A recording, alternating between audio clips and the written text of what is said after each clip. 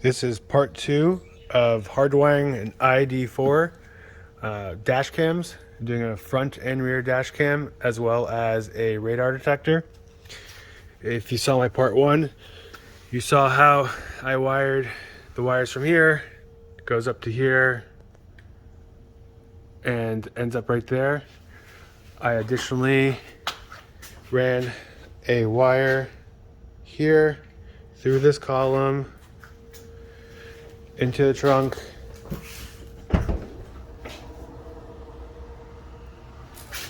and is right here. So it goes through there, comes down here, goes through that column that way.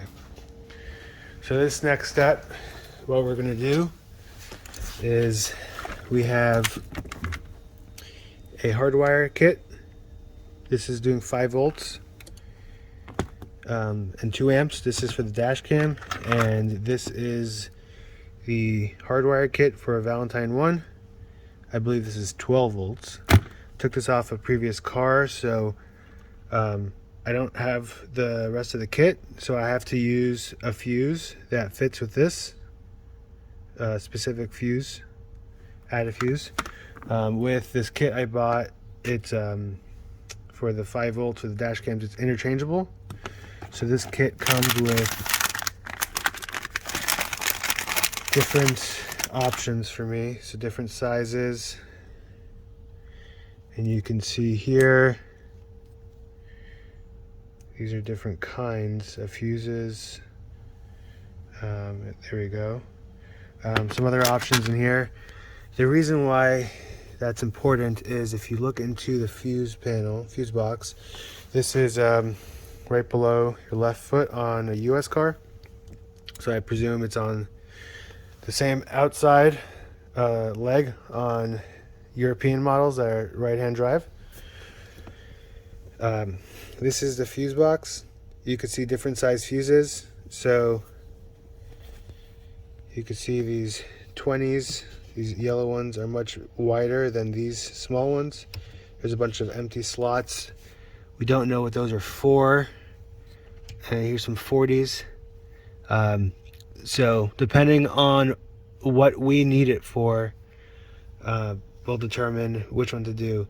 So for both the radar detector, I don't need this to be on when the car's off, and this will drain the battery if it's plugged in and kill your battery, and you'll have to replace it. So we don't want to plug that into something that doesn't turn on when the car is not on.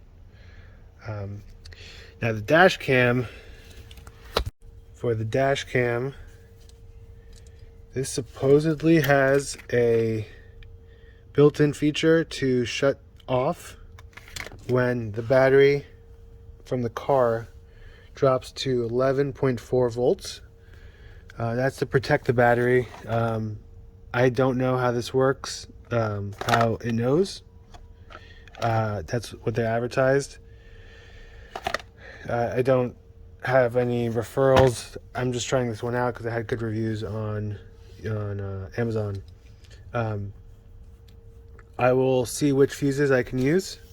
I think, just to play it safe, I will be using a both will be off of ignition. I don't want to power it when the car is off. A previous car of mine, I killed the battery twice, just not doing it properly. You can try that yourself if you want a different fuse. One thing to note on this car, most of the time when you take this panel off here, the wiring diagram for these fuses are included on the back of this. Did not include it, so I will include some screen capture from the UK or the EU manual, and in there they talk about which of these fuses go to what. So things that you can expect out of here: you can use the AC, the backup camera, the climate system, things of that sort. So anything that would only turn on when the car turns on is what I'm interested in. But certain things like the alarm system will be on all the time. So you don't want to use that. Hey, so this is the manual for the car.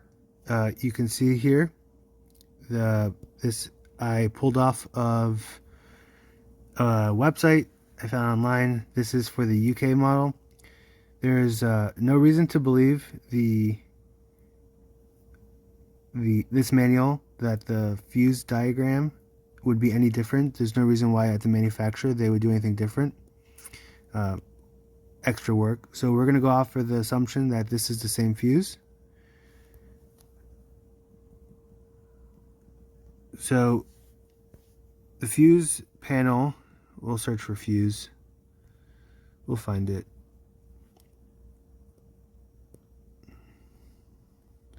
A couple fuses in here. There's fuses up front inside the front, and then there's the fuse panel.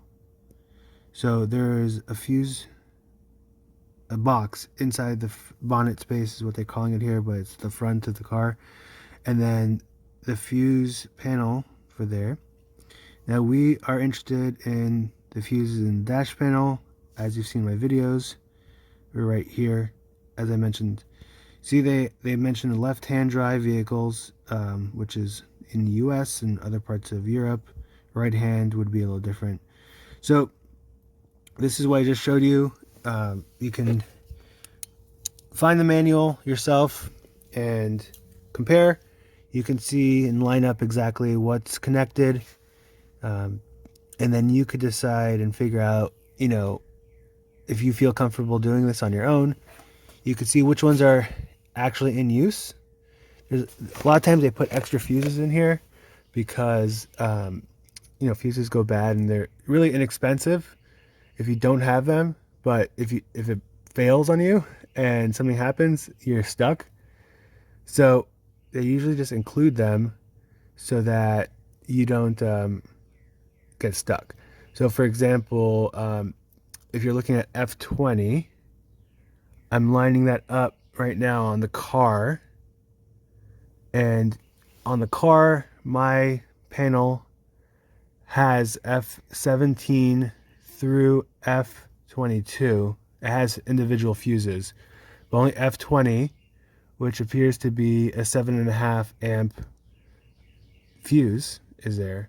And if we check what F20 is, we could scroll down, and here's a list of everything. So F20 is a mini. That's the prong type, which in the previous video I showed you that there are bigger and smaller ones, and that is telephone. So I don't know what telephone is, but that could actually be a good candidate. Don't suspect a telephone would be on when the car is off. So that might be a good idea for me to work with. And I'm gonna try using F20. No one's done this before. Can't really do much to hurt the car. We're not doing anything crazy here. We're just changing out fuses. So F20 looks like a good option, and we will also look at this row, which looks like it's F34, a second row from the right. We're seeing F30s, F34, and then it looks like F40, which is not lining up with my car. So that's interesting. Huh.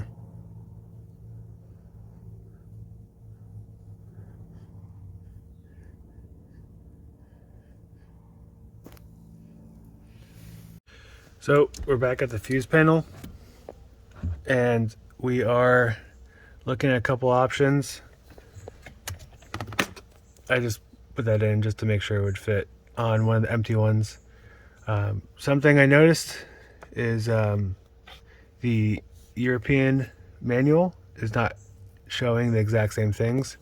So the European manual is showing active for F35, which is this one right here. but inactive for whichever number that one is. It's possible it's flipped on my model, which means I'll just have to be more investigative. What I did notice is this one right here, which is yellow vertical. That's a 20 amp. That is the 12 volt power in the back, and the USB ports. So that is a good option. I don't believe those are powered when the car is off.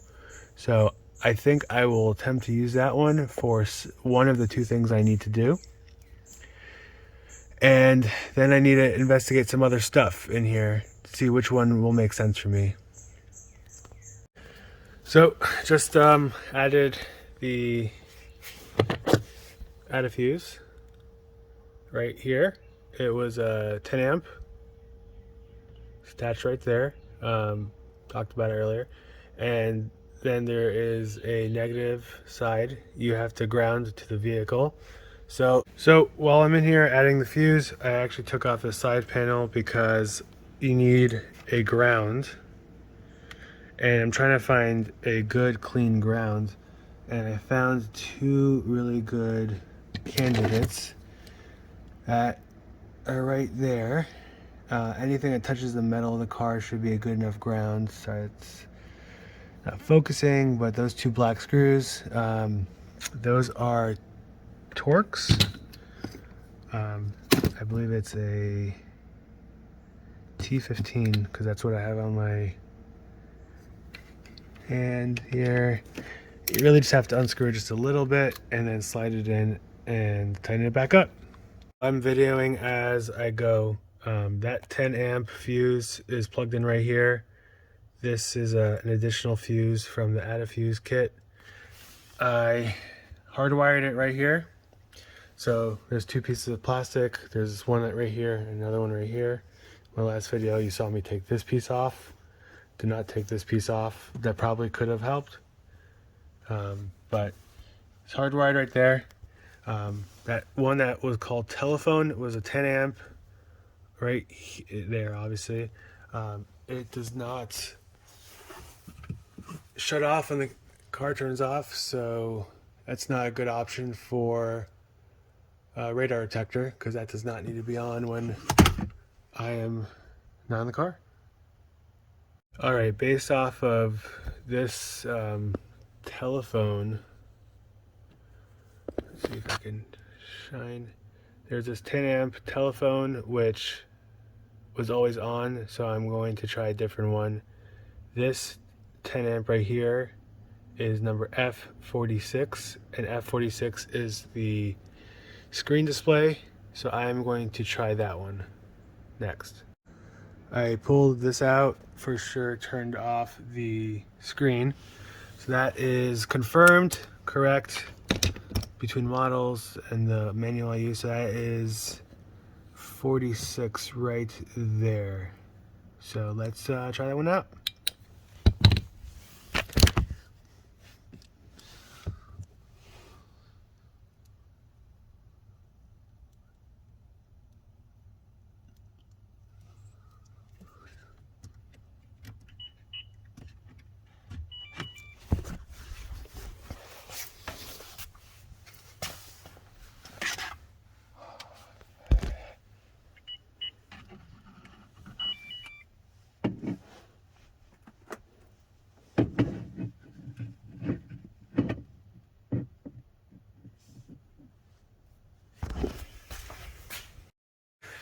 So just wired it up. The screen is on, radar detector is on. It is plugged in right there. It was F46. That one is turning on the screen, so as long as the screen will turn off when I leave, it should work. Lock the car. And unfortunately it looks like it's still getting power, so F46 is not an option as well. So we tried the 10 amp right here. That is the display. Did not cooperate. So we then tried F48, which is 2 down. That was F46. 2 down is F48. This one works perfectly. I just want to show you what it looks like when it's done. You just go down 2, and this is very difficult with my non-dominant hand while I'm holding the phone. All right, radar detector off. Come and press. Boom. Perfect. So now we need to find another one. You can see how this is packaged up. You put the 10 amp and then another fuse. That's to protect the Valentine 1 radar detector. That's that yellow. There we go. All right, next we just tucked it in there for now. I'll probably zip tie it to something in here just so it doesn't rattle around. Next thing we got is the dash cam power. So what we'll do is wire up the dash cam up there just so that we can confirm the power is flowing. There's 2 wires up here because my dash cam powers the front and the back coming from up here. So my dash cam looks like this, has power in from the fuse box and then power out, which then goes to this white cable, and then that goes all the way to the back. So, which I have, oh, the trunk's open, that's why we can't see it. All right, next step, we are going over here. You just pass the wire through there, there's plenty of space. We're gonna attach that onto this other screw, and that's just the ground to the car. Easy enough. For the dash cam, I'm going to do this 15 right here. That, according to the manual, is the rear wiper blade. That should not be powered during when the car's off. I don't see a reason why, so we'll try that one out. All right, so I am able to get both my cameras. So this is the front, and then the rear is plugged in right now. You can't see it plugged in, but that's what the second wire is for. That is right here. That is using the spot for the rear windshield wiper, the rear window wiper. That was, I believe it said F or E66. If you open this up, you'll see. And as soon as I kill the power, the battery is off. So I think we're good to go. Same thing with the radar detector. I'm just pressing on and off.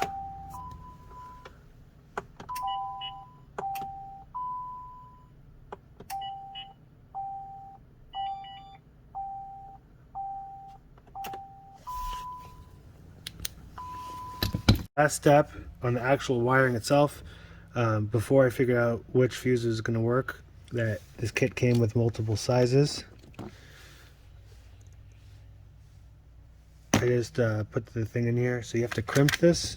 Eventually it could come off if you don't. So I have these needle nose, and that should be enough to keep it in there. And then depending on your level of concern, you can zip tie this. I had this riding in here for about a week in between videos, and I didn't hear any of it. So before I spend more time on this, I'm gonna just leave it. So here we are, here and here. Both are wired up. All the wires are in here. You don't see any of this, so it doesn't matter. And that goes all the way up. Radar detector right here. Dash cam, which I will be figuring out a way to mount this in a minute. And radar detector, which I'm going to mirror mount right here. All right, so we have everything wired up. This is kind of the system I have, isn't it? All right, so I wired up the dash cam to an always on line because I was getting annoyed. The system I had it on, which was the rear wiper, didn't turn on unless you're sitting in the chair. That was just annoying me. So I removed that, and then I took on, I believe it's F32. You can see here. You could take a look at that. It's a 25 amp. Oh, it's actually right here. So yeah, the one that's empty in between is F33, and then you see that 15. So right above that is a 25 amp F32. I believe that's for trailer hitch.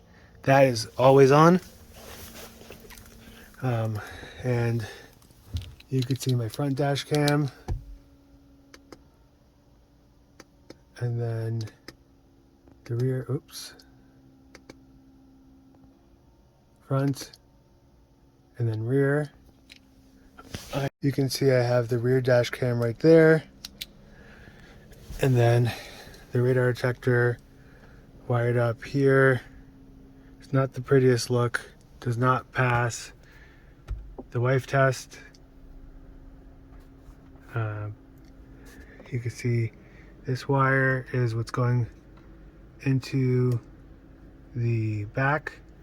If this was 90 degrees, then I might have been able to route it up through here, but because it's not, I have it routing over here. So maybe I'll buy an adapter and just bring that, do that over here.